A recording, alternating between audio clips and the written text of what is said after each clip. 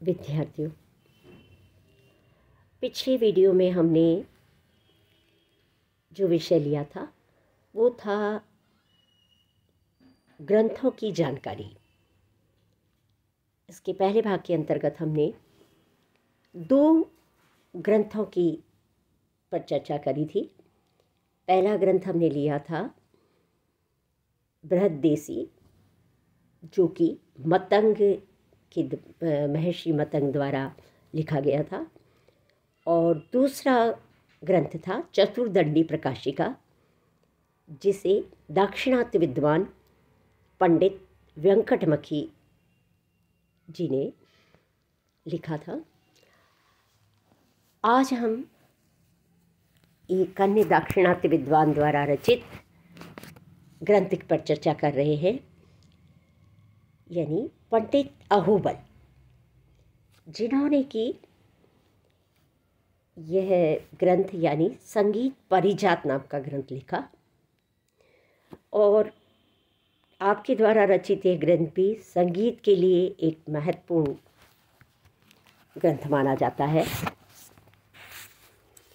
इस ग्रंथ की रचना जो है मानी जाती है कि शाहजहाँ के शासनकाल में हुई थी, यानी 1650 ईस्वी के आसपास।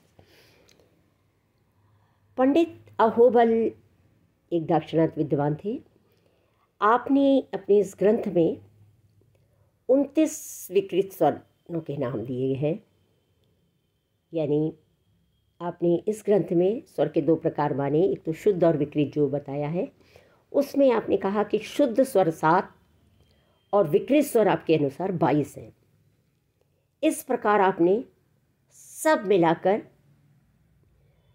29 स्वर बताए, यानी 29 7 आपने बताए शुद्ध स्वर और 22 आपने कहा विकृत, तो कुल मिलाकर जो इस प्रकार 29 स्वर आपने माने। और इसमें आपने एक स्वरों के दो नामों के संबंध में आपने कहा कि शुद्ध ऋषभ ही पूर्व गांधार और शुद्ध गंधार ही तीव्रतर रे है, और अति तीव्रतम ग ही शुद्ध मध्यम है, और शुद्ध दैवत ही पूर्व निषाद है, और शुद्ध निषाद ही तीव्रतर दैवत है। तो इस प्रकार आपने इन 5 स्वरों के आपने दो नाम जो है दिए हैं।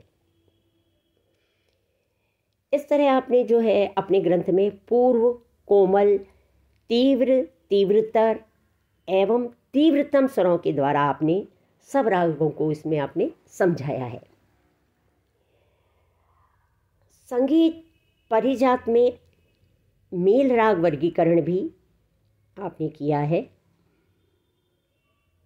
और आपके अनुसार रागों की को व्यक्त करने की शक्ति से संपन्न स्वर समूह जो है उसको आपने मेल कहा।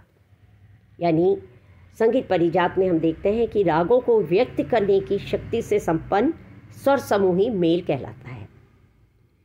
तो इस ग्रंथ में आपने शुद्ध और विकृत दोनों प्रकार के स्वरों के मेल का उल्लेख आपने किया है। इसमें आपके जो संगीत परिजात में हम उपलब्ध जो मेल हैं, हम उनके सिर्फ नाम आपको मैं अभी यहाँ बता रही हूँ।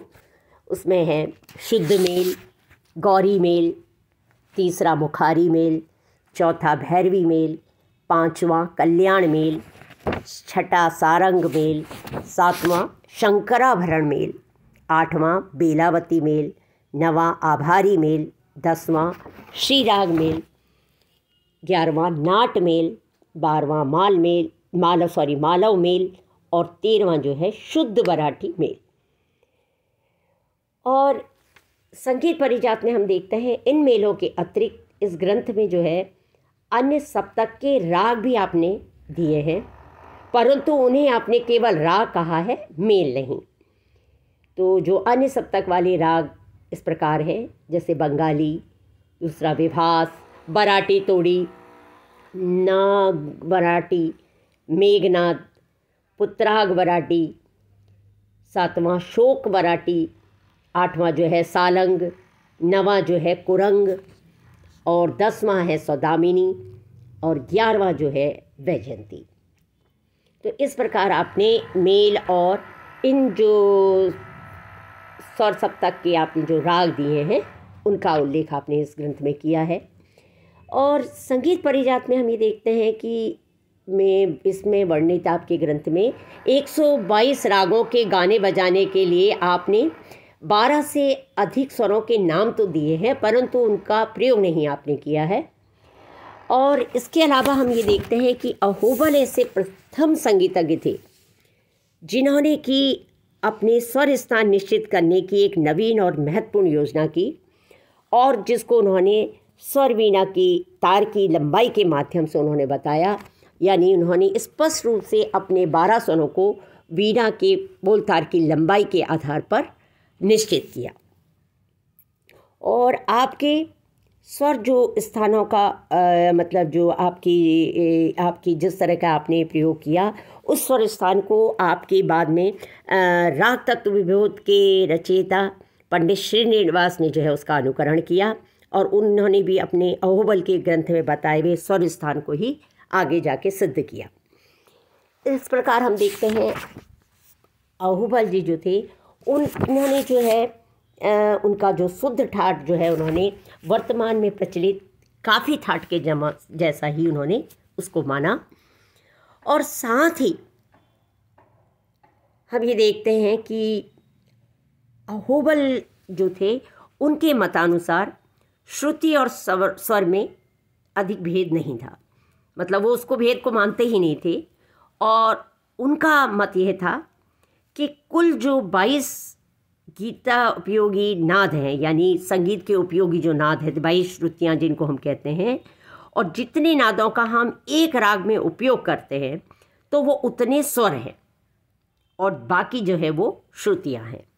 तो इस प्रकार उनके ये अपने विचार थे जो उन्होंने अपने इस ग्रंथ में ले किए हैं। और इस प्रकार हम देखते हैं कि संगीत की दृष्टि से आप जो है पंडित अहोबल के ग्रंथ का भी अपनी एक बहुत महत्वता है। Thank you.